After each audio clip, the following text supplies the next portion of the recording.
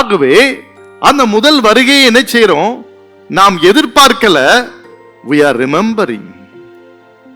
நாம் எதிர்பார்க்கல, நாம் அதை ஞாபகப்படுத்துகிறோம்.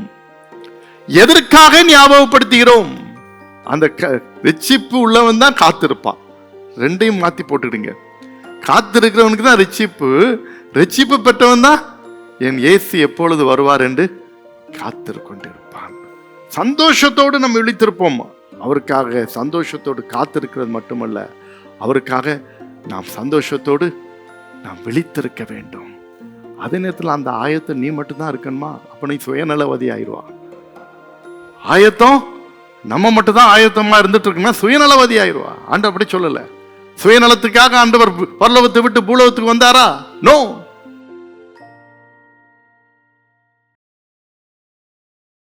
திருச்சபை மக்களே, ஆண்டவராகிய இயேசுவின் நாமத்தினாலே உங்களை நான் வாழ்த்துகிறேன். பிதாவாகிய தேவனாலும் குமாரனாகிய இயேசு கிறிஸ்துவினாலும் உங்களுக்கு கிருபையும் சமாதானமும் உண்டாவதாக. இப்படிப்பட்ட நாட்கள் எதை நோக்கி கொண்டிருக்கிறது என்றால், அட்வென்ட் என்று ஆங்கிலத்திலே சொல்லுவோம், வருகை என்று தமிழிலே சொல்லுவோம். கிறிஸ்துவின் பிறப்பின் பண்டிகைக்கு முந்தின 4 ஞாயிற்றுக்கிழமைகள், 4 வாரங்கள் இதை குறித்ததாக இருக்கும், இதை அறிவுறுத்துவதாக இருக்கும். அட்வென்ட் அடுத்த ஞாயிறிலிருந்து அந்த அட்வென்ட் ஞாயிறுக்குள்ளாக நாம் பிரவேசிக்க இருக்கிறோம். அப்படி என்றால் என்ன? வருகை. அவருடைய முதல் வருகைக்காக ஆயத்தப்படுகின்ற ஒரு ஆயத்தம், கிறிஸ்துமஸ் பண்டிகைக்கான ஆயத்தம் என்று சொல்லலாம். ஆனால் முதல் வருகை ஏற்கனவே முடிந்து விட்டது. அந்த முதல் வருகை முடிந்ததை நாம் நினைவு கூறுகிறோம். Already he was born, already he came. ஆகவே அந்த முதல் வருகையை என்ன செய்யறோம்? நாம் எதிர்பார்க்கல, we are remembering. நாம் எதிர்பார்க்கல, நாம் அதை ஞாபகப்படுத்துகிறோம். எதற்காக ஞாபகப்படுத்துகிறோம்? அவர் மீண்டும் வருவார் என்பதற்காக ஞாபகப்படுத்துகிறோம். அது இரண்டாம் வருகைக்குரிய ஒரு ரெஃப்ளெக்ஷனாக இருக்கிறது. அதுதான் அட்வென்ட், வருகை. He is coming again. அவர் மீண்டும் வரப்போகிறார். அவர் மீண்டும் வரப்போகிறார். அப்போ அவர் மீண்டும் வரப்போகிறார், திரும்ப வரப்போகிறார். அவருடைய வருகை இந்த கிறிஸ்துமஸ் காலகட்டம் அதை நமக்கு நினைப்பூட்டுதலாக இருக்கும். அதற்குள்ள ஆயத்தங்கள் எல்லாம் நாம் கிறிஸ்துவின் பிறப்பின் பண்டிகைக்கு ஆயத்தம் செய்யலாம். இதை காட்டிலும் உன் ஆயத்தம் அவருடைய வருகைக்குரியதாக இருக்க வேண்டும். அவருடைய வருகைக்கு நாம் ஆயத்தம் படுகிறதாக இருக்க வேண்டும். அதுதான் த ரியல் ப்ரிப்பரேஷனாக இருக்கும். இதுதான் ட்ரெஸ் எடுக்கிறோம், அது எடுக்கிறோம், இது எடுக்கிறோம். Yes, okay, everything is okay. எல்லாத்தையும் எடுக்கிற நீ ஆண்டவருடைய இரண்டாம் வருகைக்கு are you ready? Are you prepared? Are you okay? இதுதான் இந்த காலகட்டத்திலே நினைவு கூறப்படுகிறது. உங்க கிறிஸ்துமஸ் ஆயத்தங்கள் எல்லாம் நீங்க செய்யறதுக்கு முன்னால இந்த அட்வென்ட் வருகையை சரியாக புரிந்து கொண்டு இதிலே எப்படி நாம் இருக்கிறோம் என்பதை சற்று நம்மை ஆராய்ந்து கொள்ள வேண்டும். அதை தான் ஆண்டவர் இன்றைக்கு நினைப்பூட்டுகிறார். வேதத்தில் இருந்து 3 காரியங்களை உங்களுக்கு முன்பதாக நான் கோடிட்டு காட்ட விரும்புகிறேன். முதலாவதாக, நான் வேத படமாக வாசிக்க கேட்ட லூக்கா எழுதின சுவிசேஷம் 12ஆம் அதிகாரம் 36வது வசனத்தை வாசிக்க கேட்போம். தங்கள் எஜமான் கல்யாணத்தில் இருந்து வந்து தட்டும்போது உடனே அவருக்கு திறக்கும்படி எப்பொழுது வருவார் என்று காத்திருக்கிற மனுஷனுக்கு ஒப்பாகவும் இருங்கள். எப்பொழுது வருவார் என்று காத்திருக்கிறோம். எப்பொழுது வருவார், எப்பொழுது வருவார். என் கணவர் வீட்டிற்கு எப்பொழுது வருவார் என்று காத்திருக்கிற ஒரு மனைவிதான் சரியான மனைவியா இருக்கும். அவர் ஏண்டா வாராரு அப்படி இருந்தா அது விளங்காது. அதே மாதிரி கணவரும் ஏண்டா வீட்டுக்கு போய் தொலைறோம் அப்படின்னா அதுவும் ஒப்பேறாது, அதுவும் விளங்காது. என் பையன் எப்போ வருவான் காத்திருக்கிறது அது பெற்றோருக்கு. இவன் எனக்கு தான் ஏன் வீட்டுக்கு வரான்? சமீபத்தில் கூட நான் ஒன்று கேள்விப்பட்டேன். ஒரு பையன் அவங்க வீட்டுக்கு போயிருக்கான். வீட்டுக்கு போய் நின்று கதவை திறக்கிறக்காண்டி கூப்பிட்டுருக்கான் அவங்க வீட்டில். அவங்க அப்பா திறக்கவே இல்லை, அவங்க அம்மாவும் திறக்கவே இல்லை. நீ உள்ளே வராதுன்ட்டாங்க. ஏன்னா அப்படி அவங்கள என்ன செய்தாவன் கஷ்டப்படுத்திட்டு அவனுடைய வாழ்க்கை ஜீவியம் சரியில்லை. அவனை எப்படி உள்ளே ஏத்துறது? ஏத்தல. சொன்னாங்க, நான் கதவே திறக்கல.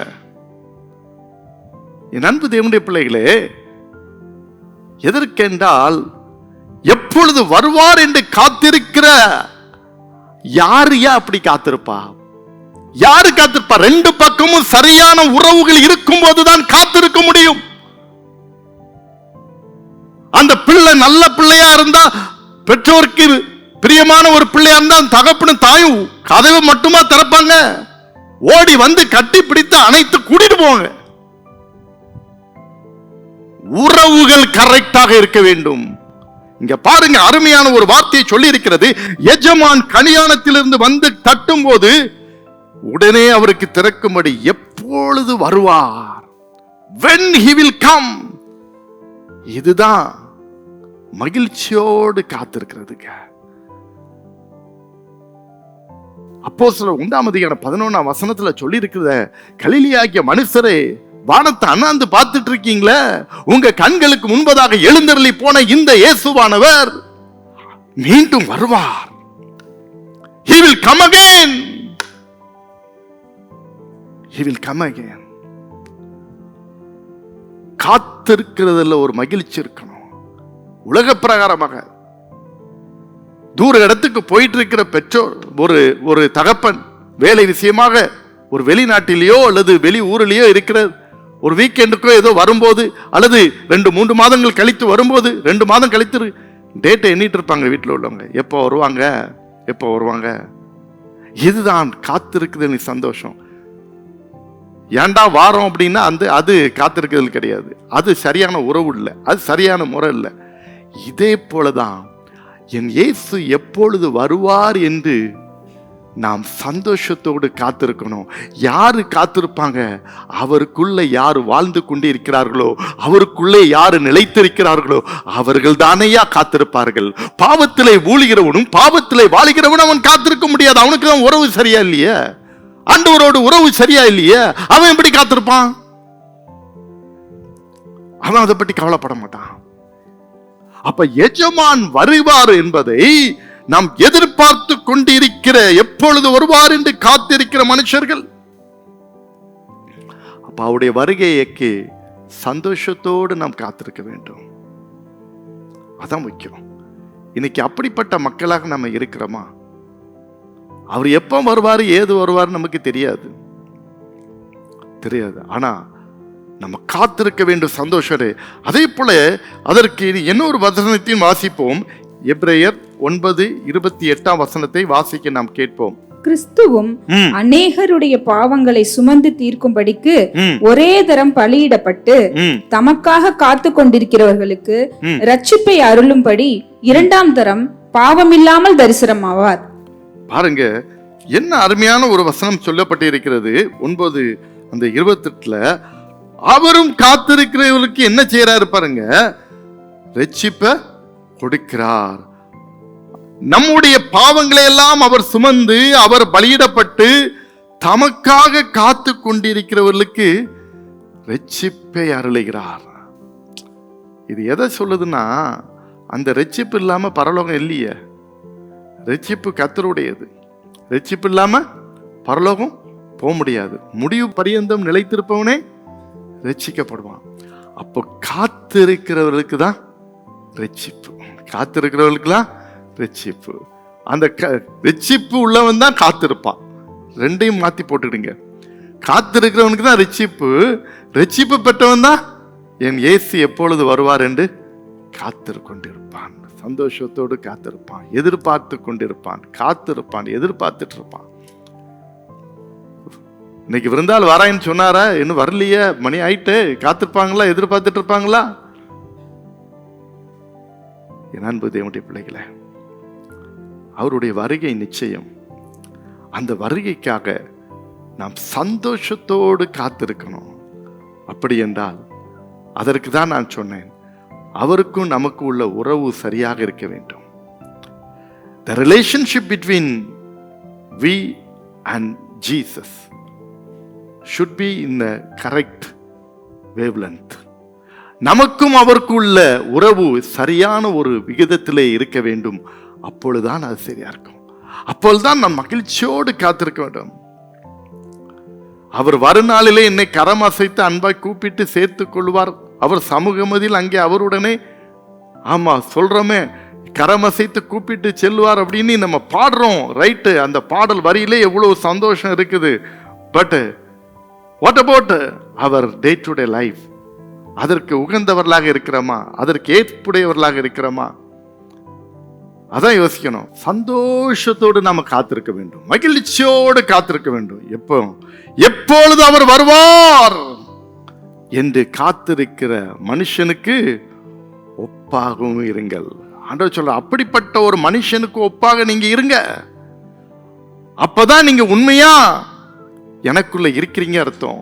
ரட்சிப்பு உங்களுக்குள்ள இருக்கிற அர்த்தம். காத்திருக்கிற பிள்ளைகளுக்கு நான் கொடுக்கிற ஆசீர்வாதம் அது மிகுதியா இருக்கும். அது எண்ணி முடியாததா இருக்கும். அது கணக்கிற்கு அடங்காததாக இருக்கும். என் அன்பு தேவனுடைய பிள்ளைகளே, அப்படிப்பட்ட ஒரு எண்ணத்தோடு நாம் காத்திருக்கும் போது எவ்வளவு பெரிய மகிழ்ச்சி தெரியுமா? எப்போ வருவீரோ என் இயேசுவே, அந்த மாதிரி நம் ஆண்டவருக்காக நம்ம காத்திரும். இரண்டாவதாக அந்த வசனம் என்ன சொல்லுகிற அந்த பகுதியிலே, லூக்கா 12ஆம் அதிகாரத்திலே நீங்கள் தொடர்ந்து வாசிக்கும் போது 37ஆம் வசனத்தை வாசி. எஜமான் வரும்போது விழித்திருக்கிறவர்களாக காணப்படுகிற ஊழியக்காரரே பாக்கியவான்கள். விழித்திருக்கிறவர்களாக காணப்படுகிற ஊழியக்காரரே பாக்கியவான்கள். எஜமான் வருவாரு, எப்போ வருவான்னு தெரியாது. ஏன்னா இதெல்லாம் நம்ம காத்திருக்கணும், அலர்ட்டா இருக்கணும், எப்பவுமே விழித்திருக்கணும். எந்த வீட்லயாவது திருட போறவன் இன்னைக்கு உங்க வீட்டுக்கு வாரேன்னு முன்னால தெரியப்படுத்திட்டு வருவானா? ஒருத்தனும் வரமாட்டான். நம்ம தான் அலர்ட் ஆயிருவோம்ல. ஒரு திருடன் சொல்லிட்டு வரமாட்டான். சொல்லாம வர்றவன் தான் திருடன். அவனுக்கு பேரே திருடன், தீஃப், ராபர். ஆண்டவர் அப்படி கிடையாது. இதோ வாசப்படியில கதவை தட்டுறேன்னு தான் சொல்றாரு. ஒரு நாள் நான் உடைச்சிட்டு வரேன்னு சொல்லியிருக்காரா? நீ திறந்தா வருவாரு, திறக்கலன்னா போயிருவாரு, அவ்வளவுதான். He is a gentle God. He never break your doors. நம்ம கதை உடைக்க மாட்டாரு. ஆனா திருடன் என்ன செய்வான்? உடைச்சிட்டு தான் உள்ள வருவான். அவன் திருடன். ஆனா ஆண்டவர் அப்படி இல்லை. அவர் அப்படி அல்ல. என் அன்பு தேவனுடைய பிள்ளைகளே, ஆகவேதான் ஆண்டவர் சொல்றார், எஜமான் வரும்போது விழித்திருக்கிறவர்களாக காணப்படும் ஊழியக்காரரே. 37ஆம் வசனத்துல அருமையா சொல்லுகிறார். அவர் வரும்போது நீங்க விழித்திருக்கிறவர்களாக காணப்படணும். அப்பதான் நீங்க பாக்கியவான்கள். எப்போ வருவார்னு காத்திருக்கிறோம். காத்திருந்து தூங்கிடக்கூடாது. காத்திருந்து தூங்கிடக்கூடாது. ஒரு டைம்ல அதிகாலையில ஒரு ட்ரெயின்ல ஒரு பொருளை கொடுக்கறக்காண்டு ஒரு நபர்கிட்ட நான் கொடுத்துருந்தேன். இந்த ட்ரெயின்ல ஒருத்தர் வருவாங்க, அப்போ நீங்க என்ன செய்யுங்க, இந்த பொருளை கொடுத்துருங்க அப்படின்ட்டு சொன்னேன். அது அதிகாலையில கிராஸ் பண்ணுகிற ஒரு ட்ரெயின். அந்த நபரும் பொருளை வாங்கிட்டு கரெக்டா போயிட்டாரு. ட்ரெயின் வர்றதுக்கு முன்னாலே போயிட்டாரு. அதெல்லாம் போயிட்டாரு, அதெல்லாம் உண்மை. அங்க போனது உண்மை, எல்லாம் உண்மை. என்ன பண்ணிட்டாரு? அந்த ட்ரெயின் வரும்போது ஒரு ஓரமா உட்கார்ந்து தூங்கிட்டாரு. ட்ரெயின் வரும்போது ஓரமா உட்கார்ந்து தூங்கிட்டாரு. ட்ரெயினும் வந்துச்சு. அந்த பொருளை வாங்குறவரு ட்ரெயின்ல இருந்து கீழே இங்க பார்த்துருக்காரு. கொண்டு தருவேன்னு சொன்னாங்களே, யாரையும் காணுமேன்னு என்கிட்ட பார்த்துருக்காரு. இவர் எந்த பக்கத்தில் உட்கார்ந்து தூங்கினார் நீ அவருக்கு என்ன தெரியும்? சரி வரல போல திருந்துட்டு ட்ரெயினும் மூவ் ஆயிட்டு. ட்ரெயின் மூவ் ஆகி எல்லாம் போன பிறகு ரொம்ப நேரம் கழிச்சு இவர் எழுப்பிட்டாரு. எழும்பின பிறகு அப்புறம் விசாரிச்சிருக்காரு, ட்ரெயின் எங்க என்ன எதுன்னு கேட்டிருக்காரு. அப்புறம் திரும்பி ட்ரெயின் போயிட்டு, ஆனா இவர் என்ன சொல்லிட்டாரு? ட்ரெயின் நிக்காம போயிட்டு. ட்ரெயின் சொல்லுவாங்கல்ல, பொய் சொன்னாலும் பொருந்தும்படி சொல்லணுன்ட்டு. என் அன்பு தேவனுடைய பிள்ளைகளே, இவர்களெல்லாம் கர்த்தருக்கு அருவருப்பானவர்கள். இப்படி பொய் சொல்லுகிறவர்கள் வாய் அடைக்கப்படும் வேதம் சொல்லுது. ஆமா, என் அன்புக்குரிய தேவனுடைய பிள்ளைகளே, துணிகரமாக சில காரியங்களை நம்ம இருக்கோம். ஏன் இதுக்கு சொல்றேன்னா, தூக்கத்தினால வந்த விளைவு விழித்திருக்கிறதுனால எத்தனை பிரச்சனைகள் அங்கே இருக்கிறது பாருங்கள். எத்தனை பிரச்சனைகள், கொடுக்க வேண்டிய பொருள் கொடுக்கப்படவில்லை ஒன்று. அடுத்தது தூங்கினதுனால என்ன பிரச்சனை? பொய் சொல்ல வேண்டிய ஒரு பிரச்சனை. இப்படி இருக்குது. இப்படி ஒரு நிலைமை வேணுமா? என் அன்புக்குரிய தேவனுடைய பிள்ளைகளை, பிசாசு இப்படிதான் கொடுப்பான். உன்னை அப்படியே தூங்க வச்சிருவான். தூங்குறன்னா நீங்க பிசிக்கலா தூங்குற ஆவிக்குரிய ஜீவத்தில் தூங்க வைப்பான். நல்லா நல்லா தூங்கு, பைபிளே தூக்காத, பைபிளே தூக்காத, இதான் தூங்க வைக்கிறது. நல்லா சீரியல் பாரு, பைபிளை தூக்காத, நல்லா சீரியல் பாரு, சினிமா பாட்டை பாரு. இந்த ஒண்ணு இருக்குல்ல, இதையே பார்த்துக்கிட்டு இதையே நோண்டிக்கிட்டு சொல்லுவான் சொல்லுவான். இதுதான் தூங்க வைக்கிறது. அவர் அங்க ஸ்டேஷன்ல தூங்கிட்டாரு, நீ எல்லாரும் போய் ஸ்டேஷனுக்கு போக முடிய அங்க. ஆனா இருக்கிற இடத்துல அவன் தூங்க வைக்கிறான். ஆவிக்குரிய ஜீவியத்தில் அப்படியே தொட்டிலாட்டிட்டு கொண்டு இருக்கிறான். வேதத்தை வாசிக்க விட மாட்டான், ஜெபிக்க விட மாட்டான், குடும்ப ஜெபத்தை பண்ண விட மாட்டான். அப்படியே தொட்டிலாட்டிட்டு இருப்பான் தூக்கத்தை. அது மட்டும் இல்ல, நம்மள ஆண்டவருக்குரிய காரியத்தில் செய்யவே விட மாட்டான். எப்பொழுது நாம் விழித்திருக்க வேண்டும். அதனால்தான் பவுல் சொல்லுகிறார், எபேசியருக்கு எழுதின நிருபம் 5ஆம் அதிகாரத்தில் 14ஆம் வசனத்திலே எச்சரிப்பு கொடுக்கிறார். பவுல் என்ன எச்சரிப்பு கொடுக்கிறார் பாருங்கள். எபேசியர் 5:14 வாசிக்க கேட்போம். ஆதலால் தூங்குகிற நீ விழித்து, தூங்குகிற நீ விழித்து, மரித்தோரை விட்டு எழுந்திரு, மரித்தோரை விட்டு எழு. தூங்குகிற நீ மரித்தோரை விட்டு எலும்பு. மரித்தோர்னு செத்து, பிசிக்கலா செத்து போனவங்கள நினைச்சிடாங்க. பவுல் அதுக்கு சொல்லல. பிசிக்கலா செத்து போனவங்க சொல்லல, ஆவிக்குரிய ஜீவியத்துல செத்து போனவங்கள சொல்றான். ஆவிக்குரிய ஜீவியத்துல செத்து போய் கிடைக்கிற அவங்களோட கூட நீயும் போய் உட்கார்ந்துடாத. அதை விட்டு கெட் அப், எலும்பு எலும்பு. அப்படி விழித்திருக்கிறவர்கள் தான் எப்படிப்பட்டவர்கள் தான்? பாக்கியவான்கள். லூக்கா 12 பாக்கியவான்கள். You are blessed, you are fortunate. நீதான் பாக்கியவான், நீதான் பாக்கியவான். விழித்திருக்கிறவர்கள். என் அன்புக்குரிய தேவனுடைய பிள்ளைகளே, நிறைய பேர் யோசித்துருவாங்க, விழித்திருக்கன்னா அப்ப தூங்கவே கூடாதா? உன்னுடைய பிசிக்கலை பற்றியே இங்க சொல்லல, உன்னுடைய ஆவிக்குரிய அந்த மண்டலத்தில் நீ விழித்திருக்க வேண்டும். அதான் சொல்றான். அவர் எப்பொழுது வருவார் நீ சந்தோஷமா காத்திருக்கிற நீ தூங்கிறாத. கடைசி நேரத்தில் பிசாசு அப்படிப்பட்ட ஒரு காரியத்தை சொல்லிடுவான். தூங்கிறாத, விழித்திரு, விழித்திரு. மரித்தோரை விட்டு எழுந்திரு என்று ஆண்டவர் நமக்கு என்ன செய்கிறார்? எச்சரிப்பு கொடுக்கிறார். அப்போ மகிழ்ச்சியோடு காத்திருக்கிறது போல மகிழ்ச்சியோடு விழித்திருக்கணும். அடுத்த நாள் டூருக்கு போறோம் அப்படின்னா பிள்ளைகள் தூங்குவாங்களாக்கும். அடுத்த நாள் டூருக்கு போறாங்க அப்படின்னா தூங்க மாட்டாங்க. தூக்கம் வராது பிள்ளைகளுக்கு, முழிச்சு கிடக்கும். பெற்றோர் சொல்ல தூங்க, நான் எழுப்பி விடுறதுனாலும் கேட்க மாட்டாங்க. எவ்வளவு சந்தோஷம். அதுதான் சந்தோஷத்தோடு விழித்திருக்க வேண்டும். சந்தோஷத்தோடு விழித்திருக்க வேண்டும். குடும்பமா ஒரு ஊருக்கு போறோம் அப்படின்ட்டு சொல்லிட்டேன்னா அப்போ பெரியவங்களுக்கு தூக்கம் வராது, சின்னவங்களுக்கு தூக்கம் வராது. காலையிலே போகணுமே, 5 மணிக்கே எழும்பணுமே. விழித்திருக்க, அதுக்கெல்லாம் நல்லா விழிச்சிருப்பீங்க, அதுக்கெல்லாம் நல்லா விழிச்சிருப்பீங்க. ஆனால் ஆண்டவர் சொல்றாரு, ஆவிக்குரிய ஜீவியத்தில் விழித்திரு. இதுதான் அவசியம். ஆவிக்குரிய ஜீவியத்தில் விழித்திரு. அன்னைக்கு ஒரு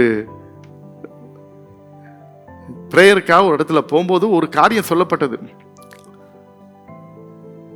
அவர்கள் ஜெபிக்கும் போது, அவர்கள் பிரார்த்தனையில் இருக்கும்போது, அந்த ட்ரெயின் போகுதோ பஸ் போகுதோ அது பிரச்சனை இல்லை, பிரேயர் முடியணும், அவ்வளவுதான்.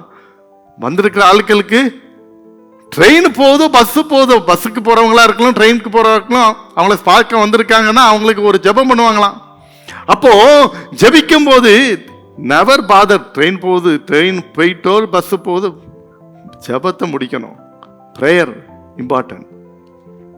என் அன்புக்குரிய தேவனுடைய பிள்ளைகளே, எதற்காக இதை சொல்லுகிறேன் என்றால், இந்த விழித்திருப்பது ரொம்ப அவசியமானது. பிசாசு நிறைய பேருக்கு பிராக்கெட் போடுறது அங்கதான். அப்படியே ஒரு நீங்க விழித்திருக்கிற மாதிரி ஒரு கணநித்திரையின் ஆவி, ஒரு தூக்கத்தின் ஆவி, ஒரு கொட்டாவியின் ஆவி, ஒரு கெட்ட ஆவியின் ஆவி, எல்லாத்தையும் கொடுப்பான். நீங்க பைபிள் படிங்க, அப்பதான் பானு ஒரு பெரிய கொட்டாவி விழும். கொஞ்சம் தூங்குங்க, கொஞ்சம் ஜோமன ஆரம்பிங்க, அப்பதான் இருக்கும். ஆனா சீரியல் பாருங்க, தூக்கமே வராது. விறக்க விறக்க 1 மணி 2 மணி வரையும் உட்கார்ந்து போனை பார்த்துட்டு இருப்பாங்க, விறக்க விறக்க. ஆனா பைபிளை எடுத்தோன்னா அந்த கொட்டாவி எங்கிருந்து தான் வருமோ தெரியல. ஜெபிக்க ஆரம்பிச்ச உடனே அந்த கணனித்தின ஆவி எங்கிருந்து தான் வருமோ தெரியல. உட்கார்ந்து ஜோமனாதான், நடந்து ஜோமனு, அல்லது குதிச்சு ஜோமனு, ஓடி ஜோமனு, பொசிஷனை மாத்திட்டே இருங்க. பன்னிக்குட்டி லெவல்ல ஜோமனாதுங்க, அவன் ஏறி உட்கார்ந்துருவான். அது தெரியுமா பன்னிக்குட்டி ஜெபம் அப்படின்ட்டு? சிலர் அப்படிதான் ஜெபம் பண்ணுவாங்க. அவன் நல்லா ஏறி உட்கார்ந்து சவாரி பண்றதுக்கு எலும்பவே விட மாட்டான், அப்படியே அமைக்கிடுவான். விழித்திருப்போம். இது கடைசி காலம், இது கடைசி காலம், கடைசி காலம். தூங்குகிற காலம் எல்லாம் அல்ல, ஆவிக்குரிய ஜீவியத்திலே நாம் விழித்திருக்கிற காலம் இது. நாம் விழித்திருக்கும் போது அவன் நம்மளை கண்டு பயப்பட ஆரம்பிப்பான். அவன் நம்மை கண்டு பயப்படுவான். நம்ம மேல அவனுக்கு ஒரு பயம் உண்டாயிரும். ஆஹா, இது வேற லைன்ல போயிட்டு இருக்குது, இது வித்தியாசமாலாம் போகுது, நமக்கு ஒப்பேராது போல தெரியுது அப்படின்ட்டு பயப்படுவான். என் அன்புக்குரிய தேவனுடைய ஆண்டவராகிய கர்த்தர் நம்மை விழித்திருப்பதற்காக அவர் நம்ம அழைக்கிறார். சந்தோஷத்தோடு நம்ம விழித்திருப்போம். அவருக்காக சந்தோஷத்தோடு காத்திருக்கிறது மட்டுமல்ல, அவருக்காக நாம் சந்தோஷத்தோடு நாம் விழித்திருக்க வேண்டும், விழித்திருக்க வேண்டும். வாட்ச்மேன் நிறைய இடத்துல போடுறோம், பார்த்தா வாட்ச்மேன் முடிச்சிருப்பான்னு நினைச்சிருவோம், ஆனால் அவன் தூங்கிடுவான். வாட்ச்மேன் முடிச்சிருப்பான்னு நினைச்சான். ஒரு பெரிய ஒரு ஆர்கனைசேஷன், பெரிய ஸ்தாபனம். ஒரு நாள் அந்த ஸ்தாபனத்தில் ஒரு இடத்துக்கு போயிட்டு அப்படி உள்ள இருந்து வெளியே வர மத்தியானம் 12 மணி, மத்தியானம் ஒரு 11:45 இருக்கும். நல்லா ட்ரெஸ்ஸை போட்டு நல்லா நீட்டாக இருக்கிறான். சஃபாரிலாம் போட்டுட்டு இருக்காரு அந்த வாட்ச்மேன். அங்கே நல்லா காஸ்ட்லியான வாட்ச்மேன் அங்கே போட்டிருக்காங்க. 12 மணிக்கு உட்கார்ந்து தூங்கிட்டு இருக்கான். 12 மணிக்கு அந்த ஸ்தாபனத்துக்கு கேம்பஸ்க்கு எனக்கு சம்மந்தமும் கிடையாது, ஒன்றும் கிடையாது. சரிண்ணா, ஆனால் நான் பார்க்குறேன். ஆனால் அப்படி ஒரு எவ்வளோ ஒரு நீட்டாக இருக்கிற வாட்ச்மேன் மத்தியானம் 11:45 மணிக்கு தூங்குறான். என்ன வாட்ச்மேன் அப்படின்னு சும்மா நான் போகும்போது நான் பேசாமல் போகணும்ல, அது போகலை. என் இடமும் கிடையாது, நம்ம கண்ட்ரோலும் கிடையாது. என்ன செக்யூரிட்டி அப்படின்னா அவன் பயந்துட்டான். நான் தான் அங்கே ஓனரை போல இருந்து சரிட்டான். உடனே டப்புன்னு எழும்பி டமால் டிமால்னா, சரி சரி மத்தியானம் 11:45 தான்ப்பா ஆகுது, ராத்திரி 11:45 இல்லை, கொஞ்சம் அலர்ட்டாக இருந்துக்க அப்படின்ட்டு வந்தேன். என் அன்புக்குரிய தேவனுடைய பிள்ளைகளே, விழித்திருக்கணும். அல்லது பிசாசு நம்மளை கவுத்திடுவான், அல்லது பிசாசு நம்மளை கவுத்திடுவான். இது கடைசி காலம், இது கடைசி காலம். அவர் வரப்போறாரு. முதல் வருகைக்கு உடைய ஆயத்தம் அது ஏற்கனவே முடிஞ்சு. இது நம்ம நினைவு கூறுவதற்காக செய்கிறோம். ஒவ்வொரு நாள் பண்டிகை ஆசரிச்சுட்டு இருக்கோம். ஆனால் நம்முடைய பர்பஸ் எதா இருக்கணும்? அவருடைய 2ஆம் வருகை. சந்தோஷத்தோடு காத்திருக்கணும். 2வது சந்தோஷத்தோடு விழித்திருக்கணும். அதுக்காக நீங்க எவ்வளவு நேரம் விழிச்சிருந்தாலும் பரவாயில்ல. ஆவிக்குரிய இஜ்ஜத்திட்டு விழித்திருந்தா பரவாயில்லன்னா, விழித்திருந்து ஜோமன்னா பரவாயில்ல, விழித்திருந்து நீங்க வேதம் வாசித்துட்டு இருந்தா பரவாயில்ல, எது இருந்தாலும் பரவாயில்ல. சில சமயத்துல சொல்றாங்களே சிலருக்கு, ராத்திரி தூக்கமே வர மாட்டேங்குது. நல்லது, இன்னும் ராத்திரி தூக்கமே வரலன்னா நல்லது. உடனே எழும்பு, வேதத்தை வாசி, ஒன்னும் தூக்கம் வந்துடும், படுத்துக்க. அப்படிதானே?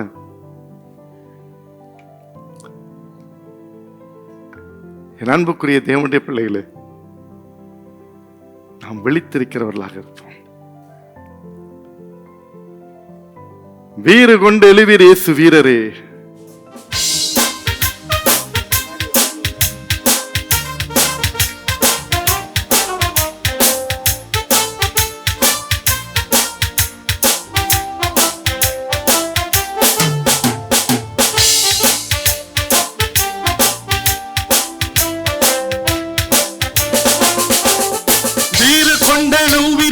வீரரே மாறுகொண்டு மன்னர் முன்னே செல்கிறார். சீரியம் சிங்கங்கள் நாம் அல்லவோ, நீதி எதிரி சதிகளுக்கு மிரளவா. நீதி என்ற கவசமானிந்தே, அல்லேலூயா, நீதி என்ற கவசமானிந்தே. ஏகோவானிசி ஏகோவானிசி வெற்றி பாடுவோம், எங்கள் கோடி வெற்றி கோடியே. அல்லேலூயா, எங்கள் கோடி வெற்றி கோடியே. ஏகோவானிசி ஏகோவானிசி வெற்றி பாடுவோம், எங்கள் கோடி வெற்றி கோடியே. அல்லேலூயா, எங்கள் கோடி வெற்றி கோடியே.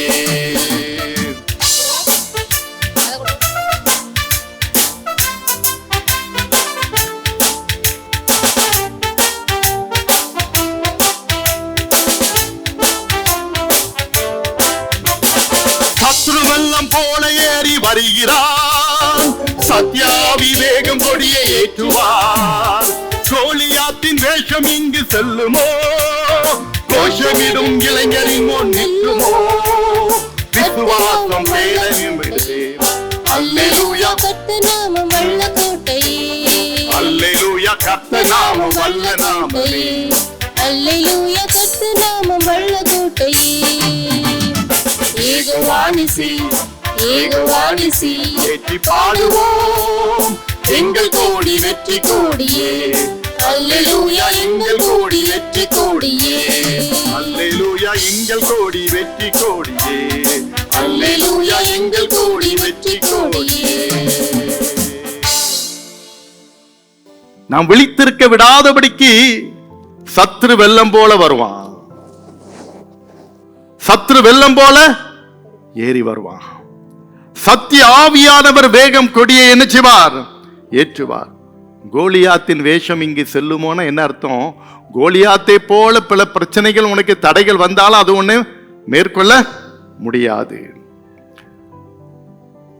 விசுவாசத்தை கேடையும் கர்த்தருடைய நாமம் வல்ல கோட்டை. ஒருவேளை மரித்தோரை விட்டு எழுந்திருக்கிற நாம விசுவாச கொடிய, இயேசுவின் வெற்றி கொடிய நம்ம பிடிக்கும்போது தான் அவனை மேற்கொள்ள முடியும். ஆகவே யெகோவா நிசி ஏற்றி பாடுவோம், எங்கள் கொடி வெற்றி கொடிய. போட அந்த 4வது அந்த ஸ்டான்ஸா, சத்ரு முன்னே வருகிறான். சரினா நம்மள அவன் என்ன செய்யணும்? தூங்க விடக்கூடாது. நம்ம அவனை முறியடிக்கணும். விசுவாச கேடகத்தை பிடிச்சு அடிக்கணும், சாத்தணும். புரியுதா? ரைட்.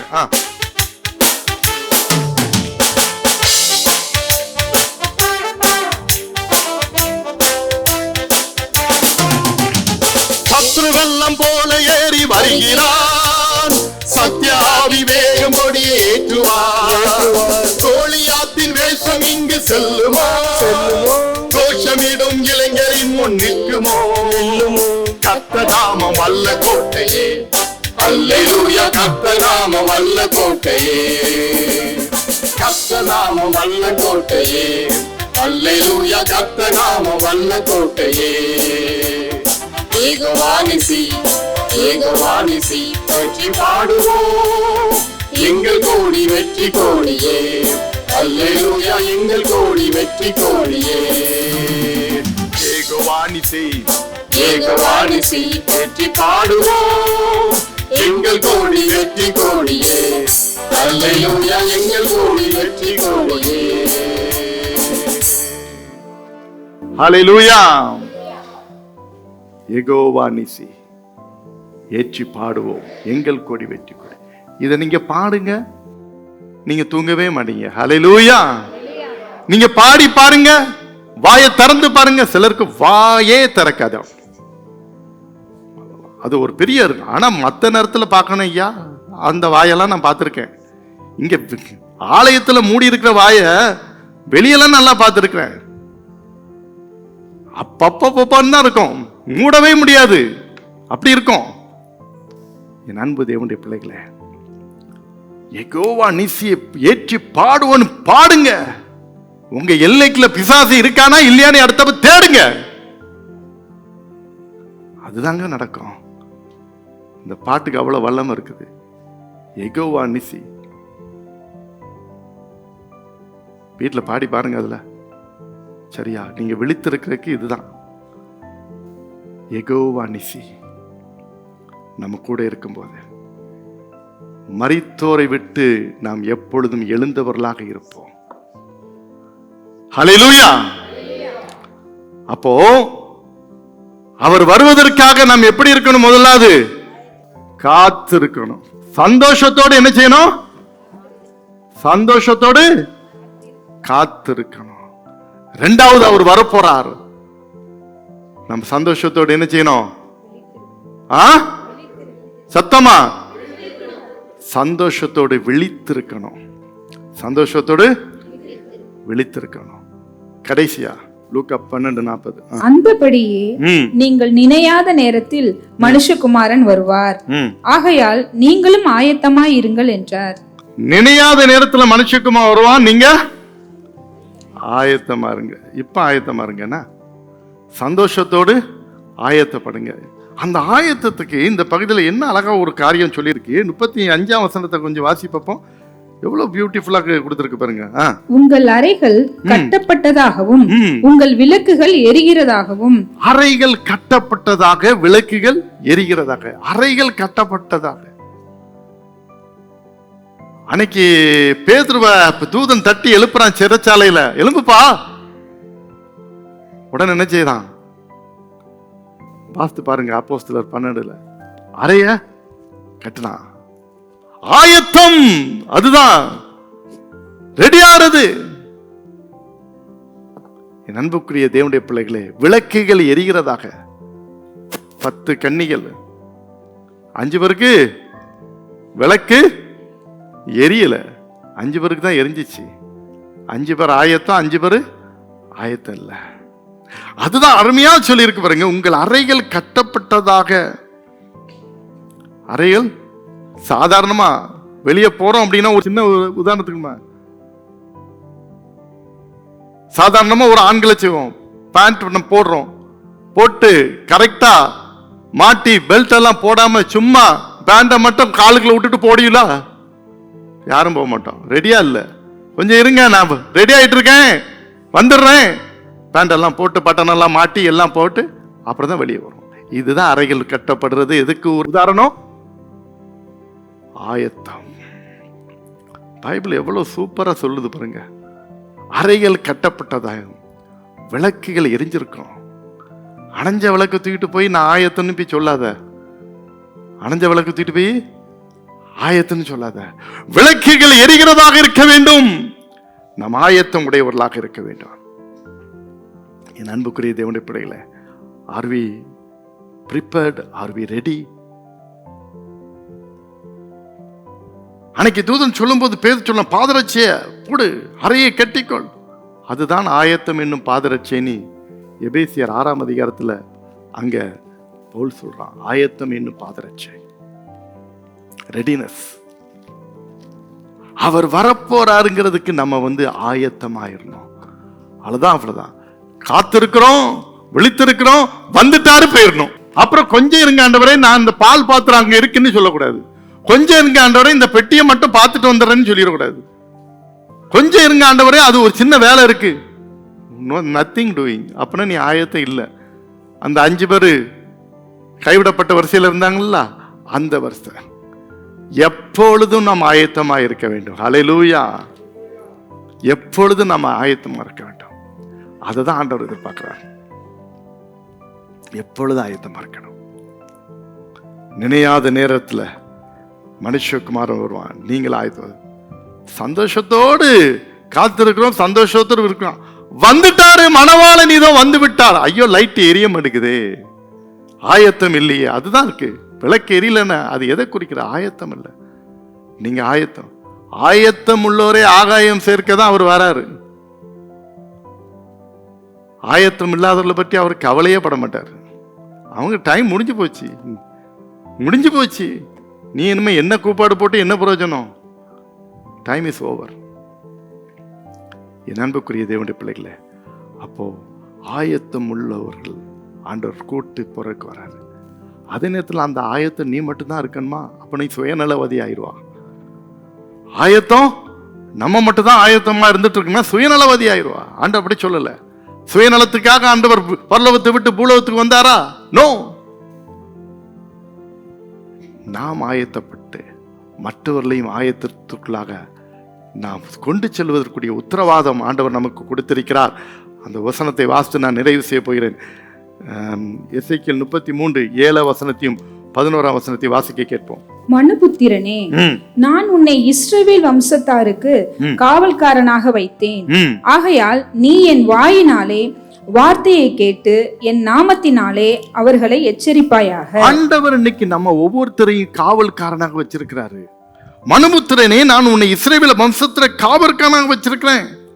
உன் வீட்டுக்கு ஒன்ன வச்சிருக்கலாம், உன் குடும்பத்துக்கு ஒன்ன வச்சிருக்கலாம், உன்னுடைய வேலை ஸ்தலத்தில் ஆண்டவர் ஒன்னை வச்சிருக்கலாம். ஆண்டவர் நம்ம என்ன செய்யறாரு? காவல்காரனுக்கு. You are the responsible. நீதான் பொறுப்பாளி. ஏன்னா ரட்சிப்பு உன்கிட்ட தான் இருக்குது. உன் பக்கத்துல இருக்கிறவனுக்கு அந்த ரட்சிப்பு இல்ல. ரட்சிப்பு உன்கிட்ட தான் இருக்குது. நீதான் காத்து இருக்கிறா, விழித்திருக்கிறா, ஆயத்தமா இருக்கிறா. அவனை ஆயத்தப்படுத்துறது உன் பொறுப்பு தான். ரட்சிக்கப்படாதவன் அந்த வேலையை செய்ய முடியாது. நல்ல கவனிங்க, லிசன். ரட்சிக்கப்படாதவன் அந்த வேலையை செய்ய முடியாது. ரட்சிக்கப்பட்டவன் தான் அந்த வேலையை செய்ய முடியும். ஹல்லேலூயா. ரட்சிக்கப்படாதவனுக்கு அந்த வேலை இல்ல. ரட்சிக்கப்பட்டவன் தான் அந்த வேலை செய்ய முடியும். அப்போ ரட்சிக்கப்பட்டிருக்கிற நீங்க மற்றவர்களை ஆயத்தப்படுத்துற பணியில இருக்கணும். மறந்து போய்விடாதுங்க. ஆண்டவர் உங்களை காவல்காரனாக வச்சிருக்கிறார். You are the responsible. சரி, அடுத்து இன்னும் டீப்பா 11 வசனத்தை.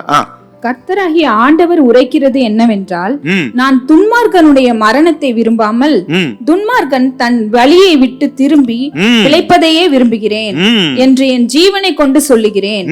இஸ்ரவேல் வம்சத்தாரே, உங்கள் பொல்லாத வழிகளை விட்டு திரும்புங்கள், திரும்புங்கள், நீங்கள் ஏன் சாக வேண்டும் என்கிறார் என்று அவர்களோட சொல்லுங்க. எவ்வளவு ஒரு அன்புள்ள கடவுள் பாருங்க. நீ ஏன் சாகணும்? உடனே சரீரத்தில் சாகிறது நினைச்சாங்க. இது அதை குறித்தே சொல்லல. சரீரத்தில் செத்து போறதை குறித்து சொல்லல. எல்லா ஆவிக்குரிய ரீதியில தான். நீ ஏன் சாகணும் அப்படின்னா என்ன அர்த்தம்? நீ எதுக்கு பாதாளத்துக்கு போகணும்? நீ எதுக்கு நரகத்துக்கு போகணும்? ஆண்டவர் அந்த அன்பின் தெய்வம் எவ்வளவு அழகா சொல்றாரு. கர்த்தராகிய ஆண்டவர் உரைக்கிறது என்னவென்றால், எந்த மனுஷனும் இது சொல்லல, கர்த்தர் சொல்றாரியா. கர்த்தர் உரைக்கிறது என்னவென்றால், நான் துன்மார்க்கனுடைய மரணத்தை விரும்பாமல். ஒருத்தன் துன்மார்க்கமா செத்து போறது அவர் விரும்பல. அவன் பாதாளத்துக்கு போறது அவர் விரும்பல. அவன் நரகத்துக்கு போறது அவர் விரும்பல. விரும்பாம என்ன செய்யறாரு? அதுக்கு பதிலா அவன் என்ன செய்யணுமா? துன்மார்க்கன் தன் வழியை விட்டு திரும்பி பிழைப்பதையே விரும்புகிறேன். எவ்வளவு அன்புள்ள ஆண்டவர். அவன் துன்மார்க்கத்துல பாதாளத்துக்கு போறது எனக்கு விருப்பம் இல்ல.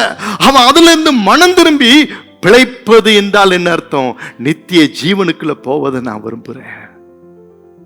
அததான் ஆண்டவர் சொன்னார். ஒரு மனுஷன் கெட்டு போவது எனக்கு சித்தம் அல்ல.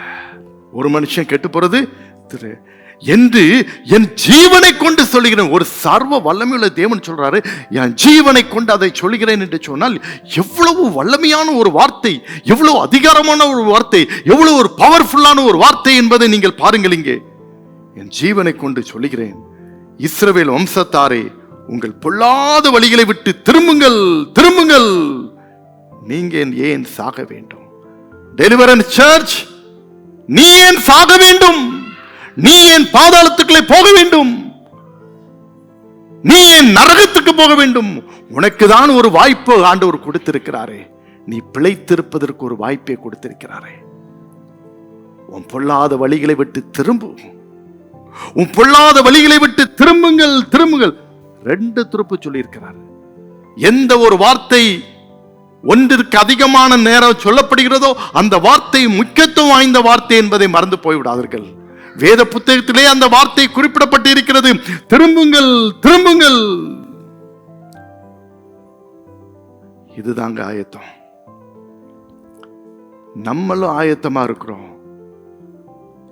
செத்து கொண்டிருக்கிற மக்கள் சாகாமல் தடுக்கிறதற்கு ஆண்டவர் உங்களையும் நீ தான் வச்சிருக்கிறார். அவர்கள் சாகாமல் தடுக்க வேண்டும்.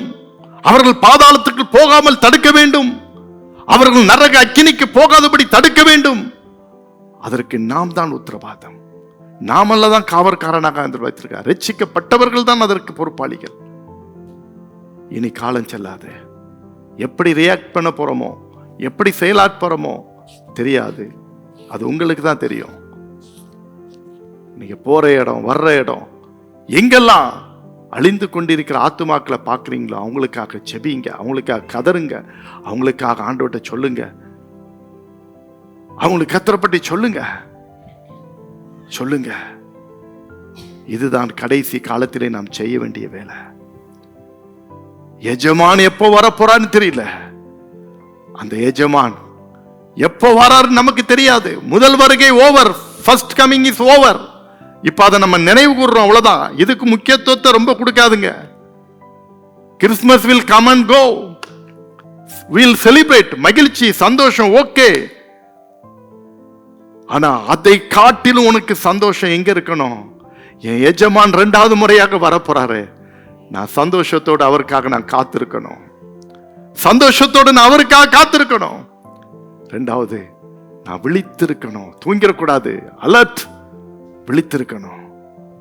3வது ஆண்டவர் சொல்றாரு, ஆயத்தமாயிரு. காத்திருந்து விழித்திருந்து ஆயத்தம் இல்லாம போயிடாத. அதனால்தான் ஆண்டவர் சொல்றாரு, முடிவு பரியந்த நிலைத்திருப்பவனே ரட்சிக்கப்படுவான். நிறையவருடைய வாழ்க்கை நல்ல முறையில துவங்கும், சந்தோஷமா துவங்குவாங்க, கத்தருக்குள்ள துவங்குவாங்க, ஆர்ப்பாட்டம் எல்லாம் இருக்கும். ஆனா முடிவு பரிதாபமா இருக்கும். ஆண்டவர் விட்டு தூரமா போயிருவாங்க.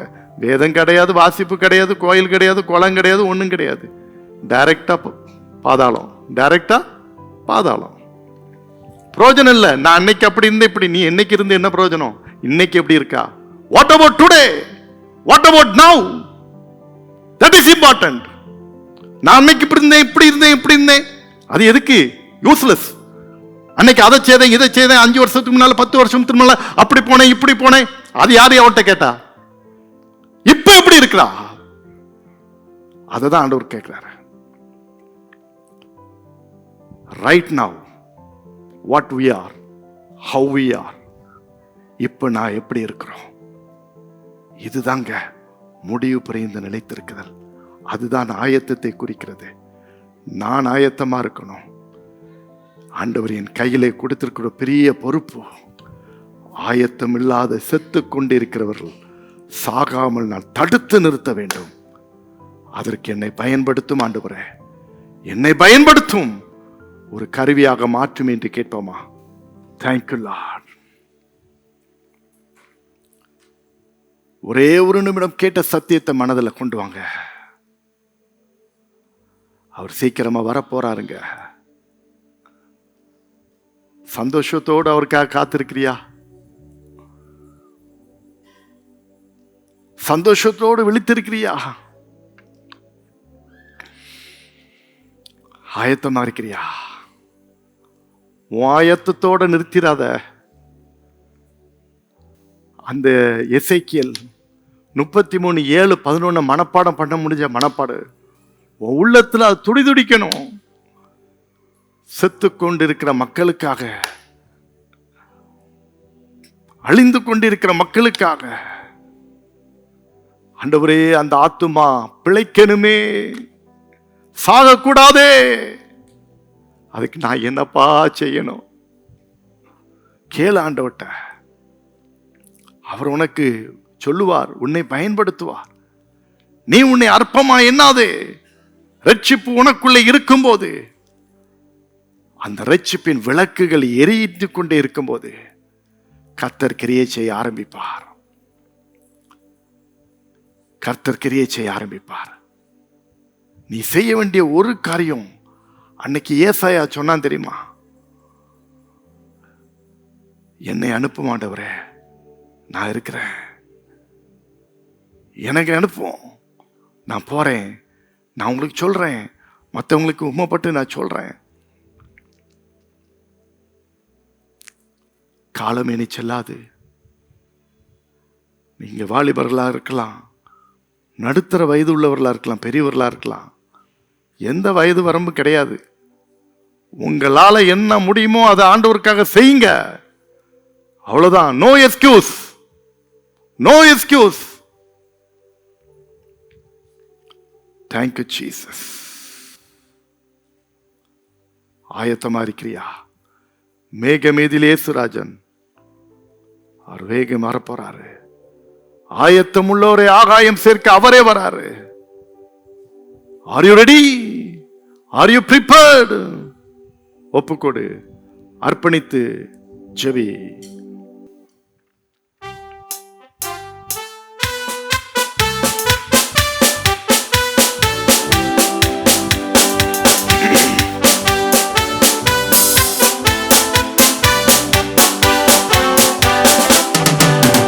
மேகமேதில் இயேசுராஜன் வேகம் வாராரே.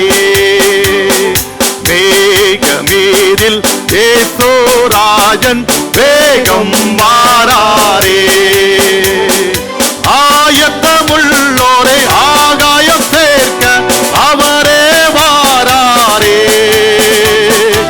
ஆயத்தமுள்ளோரை ஆகாயம் சேர்க்க அவரே வாராரே. மேகமேதில் இயேசுராஜன் வேகம் வாராரே.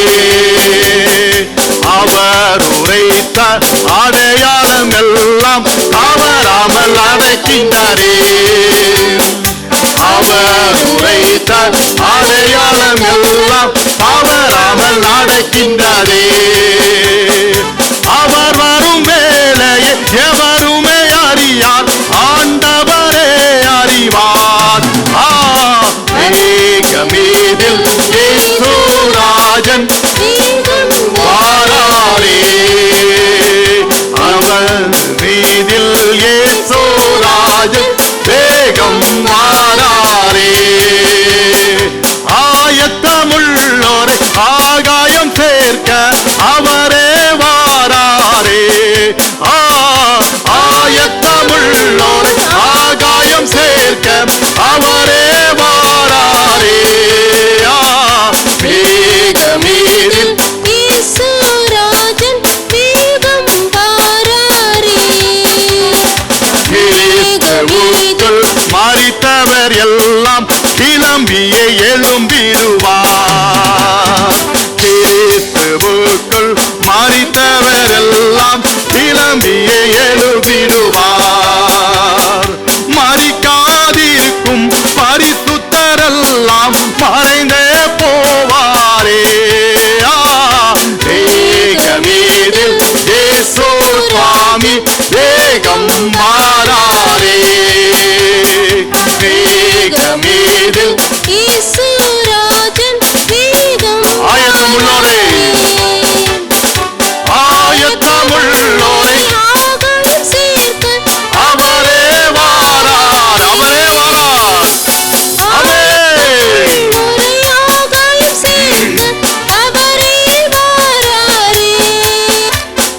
மேகமேதில் இயேசு சுவாமி வேகம் வாராரே.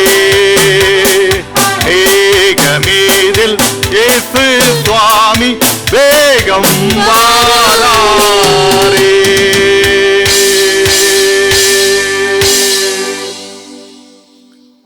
மாரநாதா, இயேசு வருகிறார், சீக்கிரமாக வரப்போகிறார்.